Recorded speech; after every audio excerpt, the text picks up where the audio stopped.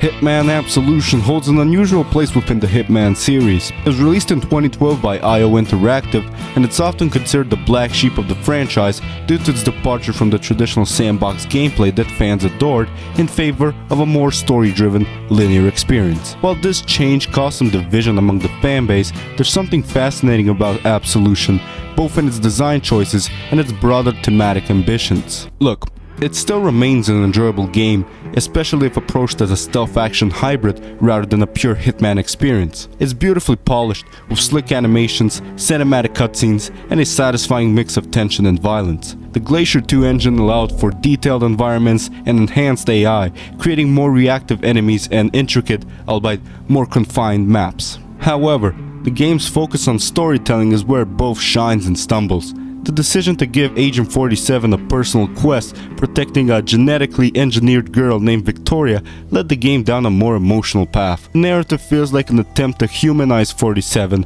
shifting from his role as a silent, cold-blooded killer to someone more relatable. This worked for some, but longtime fans were left wondering why a game about a professional assassin became so emotionally involved. After all, the appeal of 47 lies in his stoic and personal efficiency, not in his protective instincts. The story also introduces a number of larger-than-life villains, often with grotesque or exaggerated personas, more akin to comic book supervillains than the cold, calculating figures in previous games.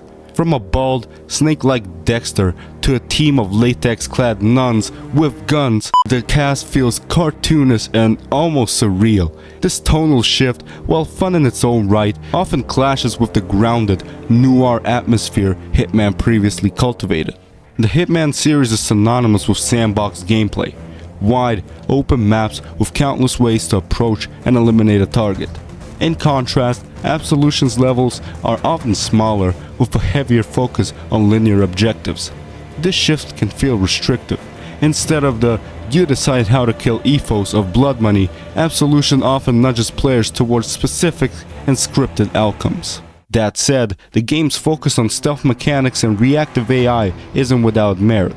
There's a more immediate sense of danger in Absolution. The enemy AI is sharp, and missions can genuinely feel tense as players carefully thread their way through guards, security cameras, and patrolling enemies. In this sense, Absolution channels some of the essence of a classic stealth game like Splinter Cell or Metal Gear Solid. For players willing to embrace this shift, the game can feel like a more streamlined, tense version of a Hitman experience. One undeniable strength of Absolution is its style. From the smooth transitions between cutscenes to gameplay to the attention to lighting, atmosphere, and soundtrack, Absolution oozes with polish. It has a moody, noir-inflected atmosphere dripping with shadows, neon signs, and seedy underworld vibes.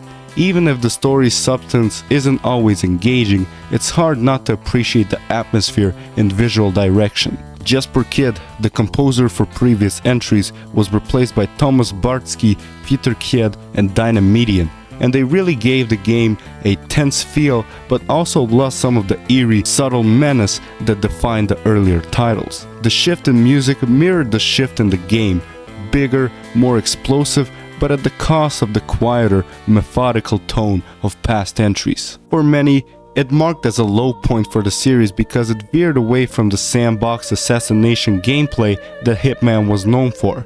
Viewed in isolation, the game isn't necessarily bad, it's just different. It's a game caught between worlds. The cold-blooded assassination simulator that fans loved and the more character-driven, narrative-heavy action stealth game that Absolution tried to be. This internal conflict defines the game's identity as the black sheep.